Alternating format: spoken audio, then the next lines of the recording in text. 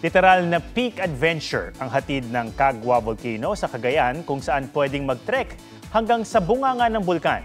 G-tayo dyan sa report ni Oscar Oida.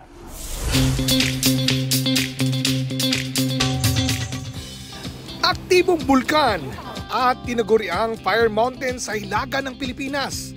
Pero imbis na katakutan, atraksyon pa ang Kagwa Volcano sa Gonzaga, Cagayan. Ang kumukulo nitong sulfuric crater, ang end goal ng mga umaakyat sa bundok. Ramdam ang init na buga ng bulkan. Gusto ko yun, natagaan. Ayun, bilib ako.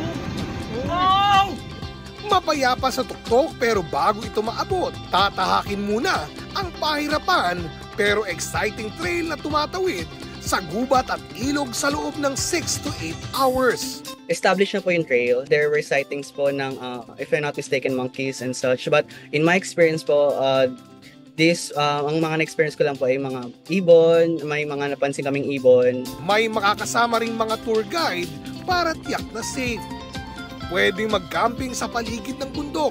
Sakto sa mga geology enthusiasts. Tsakin lang daw na nasa kondisyon ang inyong katawan. Magdala ng sapat na tubig, pagkain at kung maaari, magdala ng protective gear at mask. Itinuturing din na sagrado ng mga lokal ang Bulkang Kagwa. Kailangan mo siyang aralin, kailangan natin respetuhin yung bundok, kailangan natin makinig sa tourism office at sa mga tour guides natin. Enjoy the trail and make memories. Oscar Oida, nagbabalita para sa GMA Integrated News. Huwag magpahuli sa mga balitang dapat niyong malaman.